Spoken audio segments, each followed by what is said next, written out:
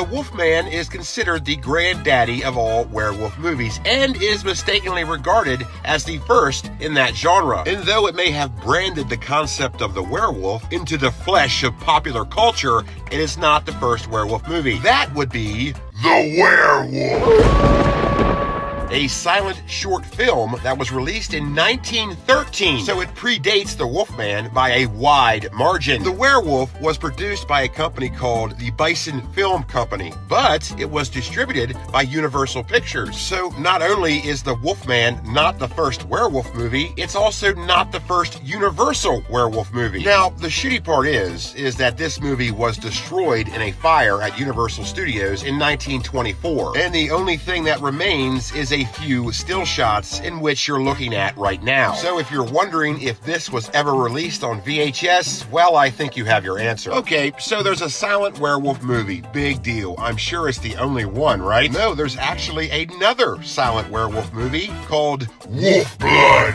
Though it was also called Wolf Blood, A Tale of the Forest. And this movie is often mistaken as being the first werewolf movie, but it's not. The Werewolf is. However, the werewolf usually is forgotten about because it is a short film. And plus, it was destroyed. So, let's forget about it. Wolf Blood did not share the same fate as the werewolf, and the film still exists, so it's considered the first surviving werewolf movie. It was first released in 1925 and has recently been released on a number of silent film collection DVDs. However, it was never released on VHS, so we're not going to talk about it anymore. So as film moved forth from the silent era into talkies, as did werewolf movies. And we got yet another Universal werewolf movie that predates The Wolfman with Werewolf of London,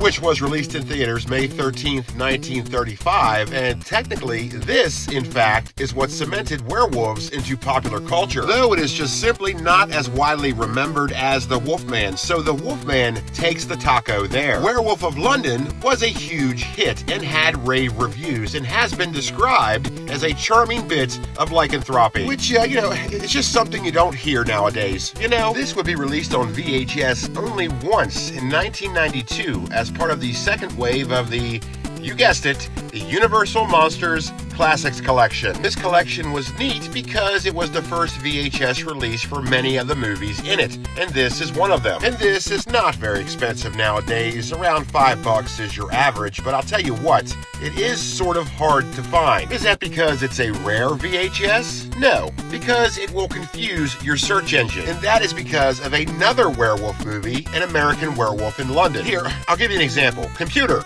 Working. Search the internet for Werewolf of London VHS. Working. Did you mean An American Werewolf in London? No, Werewolf of London VHS. Working. Showing results for An American Werewolf in London?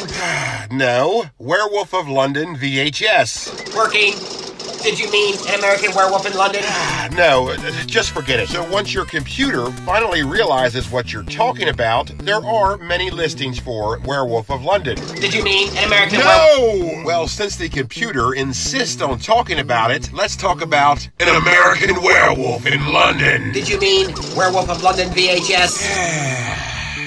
Anyways, An American Werewolf in London was released in theaters August 21st, 1981. And this is considered a horror comedy, though much of the imagery is completely terrifying. Especially the design of the werewolf in this, which is called the Kessler Wolf, and is regarded as one of the best werewolf images ever. Director John Landis, who had proven his comedic chops with such films as The Kentucky Fried Movie and Animal House, proved with An American Werewolf in London that he could also make a pretty damn good horror movie. And this is certainly the second most well-known werewolf movie next to The Wolfman. And Michael Jackson was a huge fan of this movie, so huge in fact that he used it as an inspiration to the music video for his nice little song, Thriller. But not only that, he also got John Landis to direct the video and Rick Baker to do the makeup effects, who was responsible for the makeup effects in An American Werewolf in London. Can you imagine being that famous that you can get a director to direct your music video simply because you liked their movie? I can't. But that does explain why that music video always seemed rather familiar. And speaking of this video, did you notice in the background that there's a poster for Schlock, a 1973 John Landis horror comedy? And when you watch this video, you'll realize how underrated Rick Baker is. Rick Baker turned me into a werewolf, even though I kind of look like a little kitty cat. Meow. To be fair, that video never really says he's supposed to be a werewolf, so he could be a were-kitty cat. All were-kitty cats aside, An American Werewolf in London had a very rich life on VHS, as it was released multiple times, the first being in 1981 by MCA Home Video. It would then be released by Vestron Home Video in 1985, and again in 1990 by Video Treasures. It would then be released in 1991, 1994, and 1995 by Live Home Entertainment. And then it was released in 2001 by Universal Home Video, so this movie had a shit ton of VHS releases. So are any of these VHS releases worth a lot of money today? No. Hey, the movie was popular, and if the movie was popular, they're going to make a lot of VHS for it. And if they made a lot of VHS for it,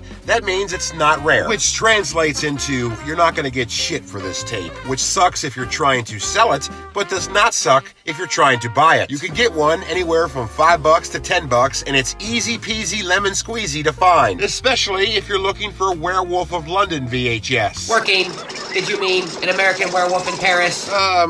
No, but that's a good point. An American Werewolf in London did have a sequel, An American Werewolf in Paris, which was released in theaters December 25th, 1997. Oh, it's like a Christmas movie. No, it's not. Yeah, this movie sucks. It did terrible at the box office, barely broke even, got terrible reviews. I don't know. Maybe you shouldn't wait so long to make a sequel. Not to mention that pretty much nobody involved with the original movie's production is involved with this movie, so forget this movie. But it was released on VHS. Here it is. Yada, yada, yada, yada, yada. And no, it's not worth anything. Let's move on. So, An American Werewolf in London and The Wolfman have to be the two most well-known werewolf movies. But after that, the public's knowledge of werewolf movies gets a little foggy. And no, I'm not going to talk about Teen Wolf.